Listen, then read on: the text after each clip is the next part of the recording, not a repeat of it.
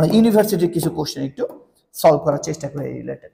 প্রথমে আছে the poet and novelist. The poet and novelist একটু যদি আমরা খেয়াল করবেন অ্যান্ড এর আগে পরে দুইটা নাউন আছে বাট আর্টিকেল একটা, অর্থাৎ যে পয়েট সেই কিন্তু নোভেলিস্ট, এনারা দুইজন আলাদা আলাদা না। যদি আর্টিকেল দুইটা থাকতো তাহলে এরা দুইজন আলাদা হয়ে যেত, যেহেতু আর্টিকেল একটা তার মানে আমরা বুঝে নিচ্ছি যে পয়েট সেই নোভেলিস্ট, আর এরা দুইজন যদি একজনই হয় তাহলে তারা সিঙ্গুলার, তাই তাদের ভার্ব হবে সিঙ্গুলার। Is that.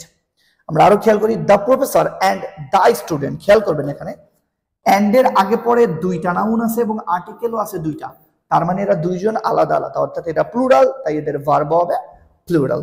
তাহলে আমরা এর উত্তর করতে পারি the professor and the student agri on that point. কিন্তু মনে রাখতে হবে এখানে যদি দা একটা থাকতো তাহলে যত যাই হোক না কেন তারা সিঙ্গুলার হয়ে যেত, তখন তাদের ভার্বও কিন্তু সিঙ্গুলারই করতে হতো। The next one, the exam and the scoring system. খেয়াল করবেন the exam and the scoring system, and এই and এর আগে পরে নাউন দুইটা কিন্তু আর্টিকেল কিন্তু একটা, অর্থাৎ এরা দুইজন মিলে একটা সিস্টেম, এরা সিঙ্গুলার, তাই এদের ভার্বও হবে সিঙ্গুলার।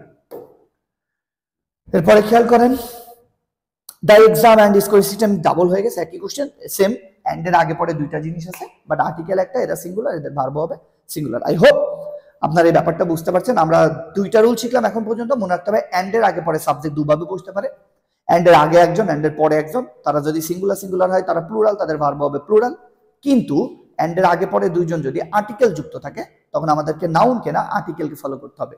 যতগুলো আর্টিকেল ততগুলো নাউন, অর্থাৎ আর্টিকেল যদি একটা হয় তাহলে তারা সিঙ্গুলার, আর্টিকেল যদি একের বেশি হয় তাহলে তারা প্লুরাল। আই হোপ এই রুলসটা আপনারা বুঝতে পারছেন। আরো কিছু এক্সাম্পল আপনারা যদি প্র্যাকটিস করেন ইনশাআল্লাহ এটা নিয়ে আপনাদের প্রবলেম থাকবে না।